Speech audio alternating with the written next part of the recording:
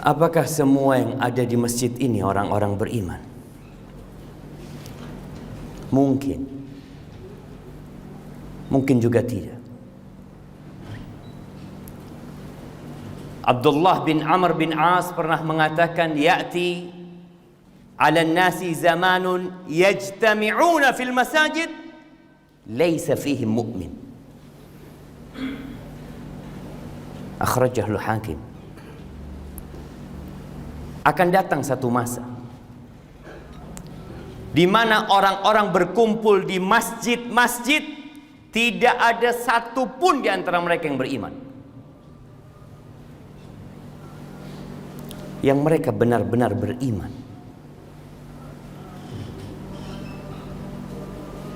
Ada orang-orang beriman tapi bercampur dengan kemunafikan.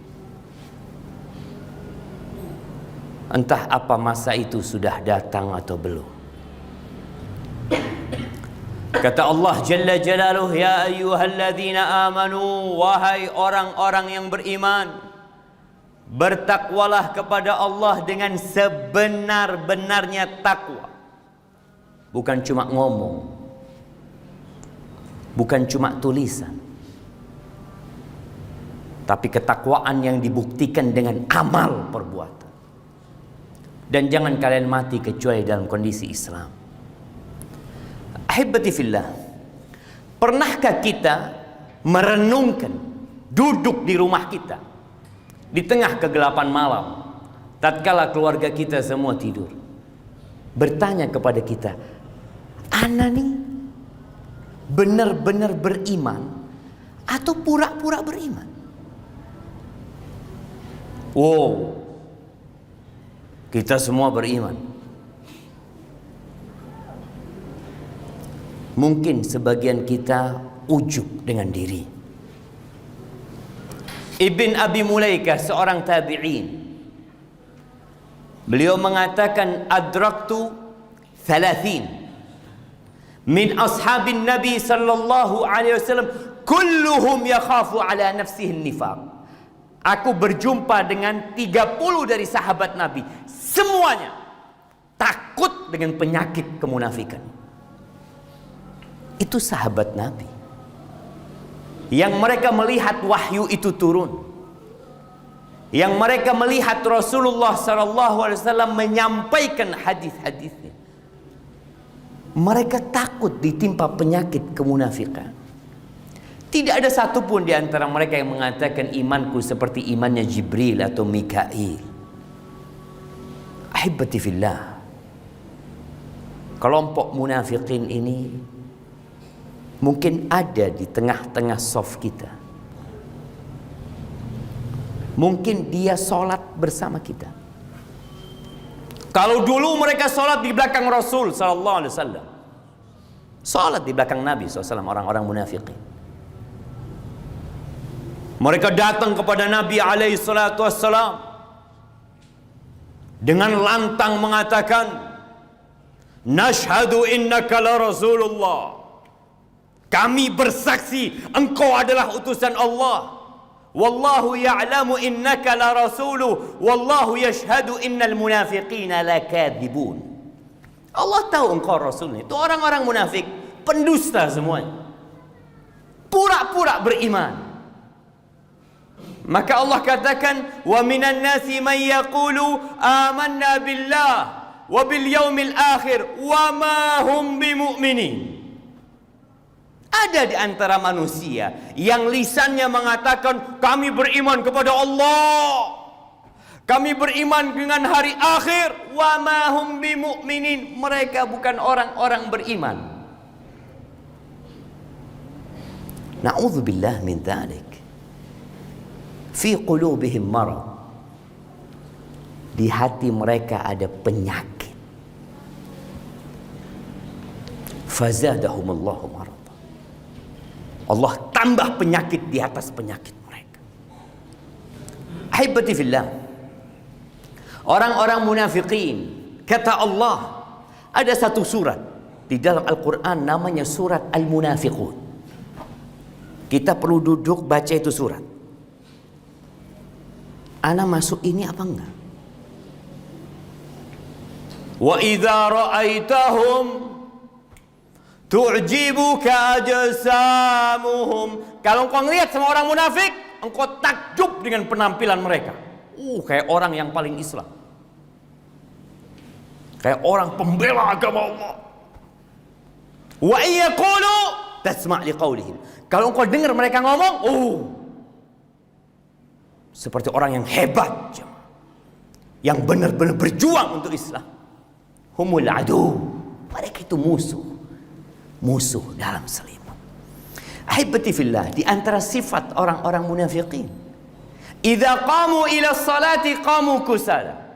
Kalau mereka salli, mereka berangkat ke masjid, qamu kusala. Mereka bangkit meninggalkan rumahnya menuju ke rumah Allah Jalla Jalaluh dengan hati yang penuh kemalasan. Malas dia itu. Yura'unan nas. Riya. Pas kepingin dilihat sama orang. Dia berangkat ke masjid hanya ingin dilihat sama orang. Wala yadhkuruna Allah illa qalila. Orang-orang munafik tidak mengingat Allah kecuali sedikit. Mereka mengingat Allah. Mereka solli. Tapi berkaitan dengan mengingat Allah, sedikit sekali mereka mengingat Allah Azza wa Jalla. Kadangkala Rasul sallallahu alaihi wasallam habis salat subuh, beliau bertanya, "Asyahidun fulan? Fulan solli subuh enggak?" Enggak. "Asyahidun fulan?" Di absen sama Nabi sallallahu alaihi wasallam. Enggak. Fulan enggak, fulan enggak, fulan enggak. Beliau mengatakan athqalus salati 'alal munafiqin. Salat yang paling berat dilakukan oleh orang munafik salat Jumat. Bukan. Datang salat Jumat orang-orang munafikin.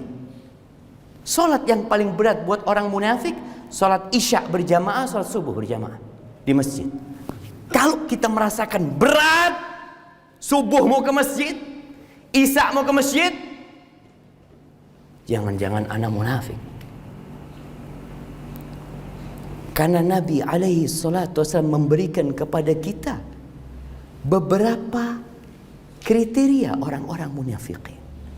Idza haddatsa kadzab. Kalau ngomong kadzab.